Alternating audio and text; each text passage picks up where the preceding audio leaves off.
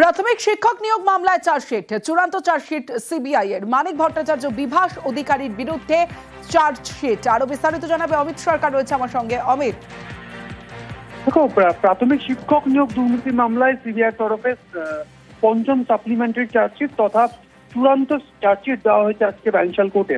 এবং এই চূড়ান্ত চার্জশিটে তৎকালীন প্রাথমিক শিক্ষা পর্ষদের যিনি সভাপতি ছিলেন মানিক ভট্টাচার্য, তার বিরুদ্ধে চার্জশিট দেওয়া হয়েছে। চার্জশিট দেওয়া হয়েছে তৎকালীন সচিব প্রাথমিক শিক্ষা পর্ষদের রত্না চক্রবর্তী বাগচি, এছাড়া বিভাস অধিকারী, এই তিনজনের নামে চার্জশিট দেওয়া হয়েছে। এবং একটি পঞ্চম সাপ্লিমেন্টারি চার্জশিট হলো, এটা সিবিআই তরফে চূড়ান্ত চার্জশিট বলে সিবিআই তরফে দাবি করা হচ্ছে।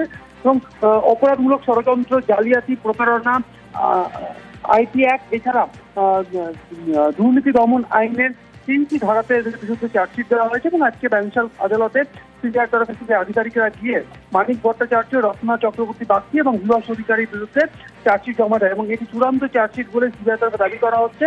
এর আগে পার্থ চট্টোপাধ্যায়, কুন্তল ঘোষ সহ একাধিক ব্যক্তির বিরুদ্ধে কিন্তু চার্জশিট দেওয়া হয়েছিল এই প্রাথমিক শিক্ষক নিয়োগ দুর্নীতি মামলাতে। বেশ,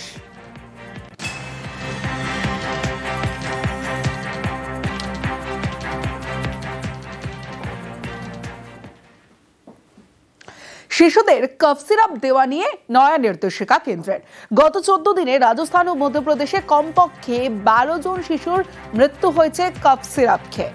শিশুদের কফ সিরাপ দেওয়া নিয়ে এবার নয়া নির্দেশিকা কেন্দ্রের। গত 14 দিনে রাজস্থান ও মধ্যপ্রদেশে কমপক্ষে 12 জন শিশুর মৃত্যু হয়েছে কাশির ওষুধ খাওয়ার পরেই মৃত্যু বলে দাবি পরিবারের। আর এরপরেই শিশুদের ক্ষেত্রে কফ সিরাপ দেওয়া নিয়ে সতর্কতা জারি করা হয়েছে ডিরেক্টরেট জেনারেল অফ হেলথ সার্ভিসেসের। ঠিক কি নির্দেশিকা দেওয়া হয়েছে বিস্তারিত জানবো। অভিজিৎ চন্দ্র রয়েছে আমার সঙ্গে। অভিজিৎ, গত বেশ কয়েকদিন ধরে দেখা যাচ্ছে যে দেশের বিভিন্ন রাজ্যে, যেমন দেখা যাচ্ছে যে রাজস্থান, মধ্যপ্রদেশ, মহারাষ্ট্রে, সেখানে শিশু মৃত্যু হচ্ছে বিভিন্ন কাপ সিরাপ খাওয়ার পর। এবং সেই কারণে কেন্দ্রীয় যে directorate general of health service, তারা যারা সিদ্ধান্ত নিয়েছে যে 2 বছরের বয়সী বা তার কম বয়সী কোনো শিশুকে কাপ সিরাপ বা কাশির ওষুধ খাওয়ানোর ক্ষেত্রে নিষেধাজ্ঞা জারি করেছে।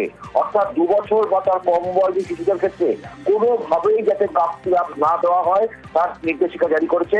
এবং 5 বছর বয়স, 2 থেকে 5 বছর বয়সী শিশুদের ক্ষেত্রেও যতদূর সম্ভব কাশির সিরাপ বা কাশির ওষুধ ব্যবহার না করার জন্য তারা আবেদন করছে। বরং প্রয়োজনীয় জলপান, অর্থাৎ বেশি করে জল খাওয়া, বিশ্রাম নেওয়া এবং কাশি কমানোর অন্যান্য তারা নির্দেশিকা দিয়েছে। এবং যদি কোনো ক্ষেত্রে শিশুদের ক্ষেত্রে 5 বছরের উপরে শিশুদের ক্ষেত্রে যদি ওষুধ বা সিরাপ দেওয়া হয়, সেক্ষেত্রে যাতে নামজাদা বা প্রতিষ্ঠিত কোম্পানির সিরাপ বা ওষুধ দেওয়া হয়, সেক্ষেত্রে তারা নির্দেশিকা জারি করেছে। এবং এই নির্দেশিকা অবিলম্বে মানার জন্য দেশের সমস্ত হাসপাতাল, নার্সিংহোম এবং চিকিৎসকদের ক্ষেত্রে আবেদন করা হয়েছে, যাতে 2 বছর বা তার কম বয়সী শিশুদের ক্ষেত্রে কোনোভাবে কাশির সিরাপ বা কাশির ওষুধ যাতে না দেওয়া হয়। এবং 5 বছর বয়সী শিশুর ক্ষেত্রেও খুব কম ক্ষেত্রেই এই কাশির সিরাপ বা কাশির ওষুধ না দেওয়া হয়। সমস্যা। বেশ অভিজিৎ।